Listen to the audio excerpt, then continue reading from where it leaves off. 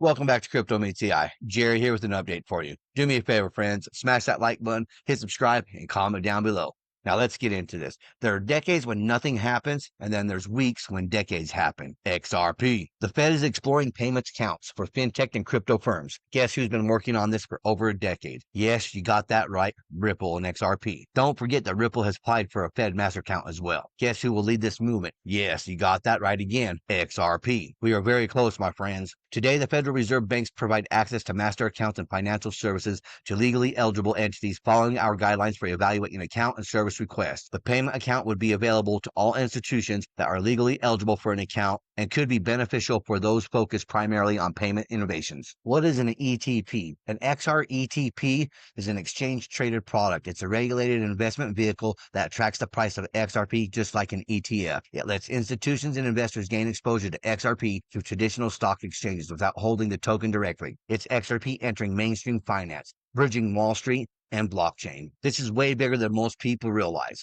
Evernorth, backed by Ripple, is going public with over $1 billion to build the world's largest institutional XRP treasury. What exactly is Evernorth? Why is Ripple involved, and how does it quietly change everything for XRP? This is way bigger than most people think. What is the Evernorth project? Evernorth isn't just another crypto project. It's a regulated institutional vehicle designed to buy, hold, and manage XRP on behalf of corporations and funds. Think of it as the BlackRock of XRP, or the MicroStrategy of Bitcoin, a bridge between traditional finance and Ripple's on-chain liquidity network. What happened? Evernorth XRP plans to go public via SPAC Armada Acquisition Corp, targeting $1 billion plus in gross proceeds to build the largest public XRP treasury and accelerate institutional adoption. This directly lets Wall Street access crypto through traditional markets. Who's behind it? Backers include Ripple, SBI Holdings, Pantera Capital, Kraken, and GSR, positioning Evernorth as a regulated, institutional-grade buyer-operator of XRP market infrastructure. Chris Larson has announced plans to contribute 50 million XRP to Evernorth. Others allocating are not publicly itemized. Expect specifics in SEC filings. Why this matters? Instead of waiting for banks to source XRP piecemeal, Evernorth concentrates capital into a regulated, publicly listed vehicle,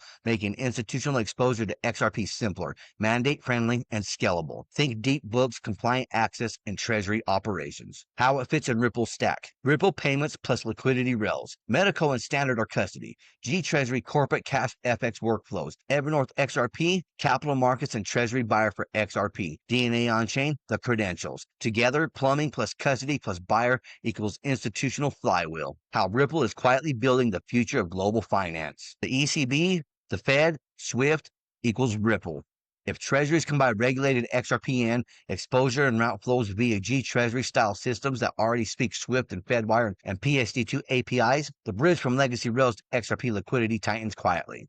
Integration announcement, my friends. Swift today, there's two ways to think about Swift. There's a messaging, there's liquidity. And liquidity is owned by the banks. I think less about the messaging and more about liquidity. Because if you're driving all the liquidity, that's good for XRP.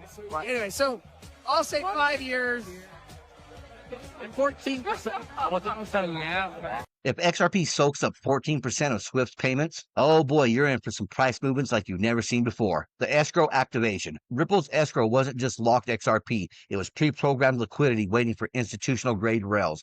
DNA on-chain enables verified gateways. The XRP escrow could finally become productive capital in global finance. Wall Street's access to Ripple and XRP. With the Evernorth project, public markets wrapper plus disclosed treasury policy plus blue-chip backers can unlock mandates that cannot touch spot crypto directly, but can buy a listed vehicle. That's how real capital enters at scale. I'm proud to share that we've launched the Evernorth XRP, our first of its kind institutional vehicle built to accelerate XRP adoption with over a decade of uptime and rapidly growing DeFi ecosystem. XRP is well positioned for adoption, and Evernorth is built to meet that moment. Demand and surge for XRP. Open market purchases equals buying on exchange at current market price. So more buying actually leads to a price increase versus closed market purchases would typically occur behind closed doors at a discount. As retail, this is exactly what you want to see. David Schwartz and Evernorth. The moment David Schwartz joined Evernorth as a strategic advisor, everything clicked. The architect of XRP Ledger is now advising the $1 billion institutional vehicle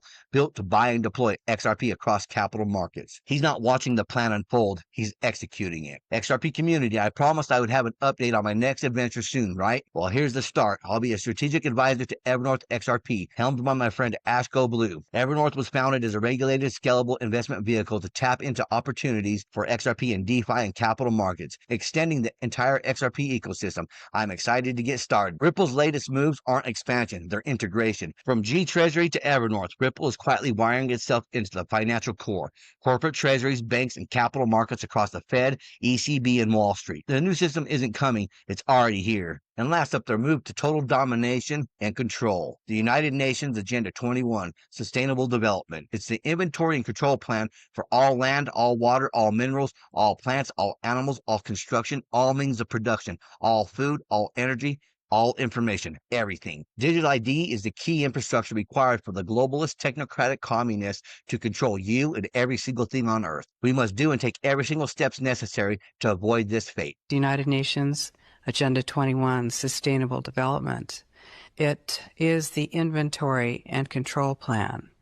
Inventory and control of all land, all water, all minerals, all plants, all animals, all construction, all means of production, all food, all energy, all information, and all human beings in the world.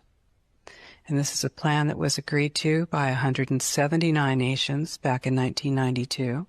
It's a United Nations plan. It's called the Agenda for the 21st Century. And so many of us around the world think that sustainable development just sounds so great. Isn't it about recycling and creative reuse and creating energy and food resources for everyone? And the answer is no, it really is not. It's about moving populations into city centers, concentrated city centers, and clearing them out of the rural areas. It's constructed of non-governmental organizations, corporations, and government in order to dictate and regulate what it is that happens around the world. Regionalization is the stepping stone to globalization, and globalization is the standardization of all systems. All systems have to be brought into harmony in order to control them all. And the goal of Agenda 21 is one world government and total control from a central unit.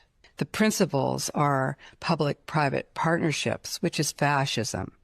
And this is how it's implemented on the ground, is through this joining together between corporations, non-governmental organizations, and governments in order to cut out the actual individual, your voter, and instead to take that to a level where we literally cannot penetrate. This is a corporatocracy. It's a totalitarian state being developed right now all over the world. While we are moving towards the end game, we are not there. And this is the opportunity that all of us have now to stand up, to speak out. We are free, and we need to continue to be free. And I do believe that we will win, but we have to become aware. There's a battle going on right now that most people don't see. But if we do not fight it and we do not resist against it, we will be locked under a digital cage. Well, that's what I have for you, folks. Until next time, stay savvy, stay stacking, and I'll catch you in the next one. If you enjoyed this, smash that like button, hit subscribe, and comment down below. And if you want more crypto deep dives, check out our videos right here on Crypto Meets AI. Thank you for watching. Remember to always do your own research. This is not financial advice.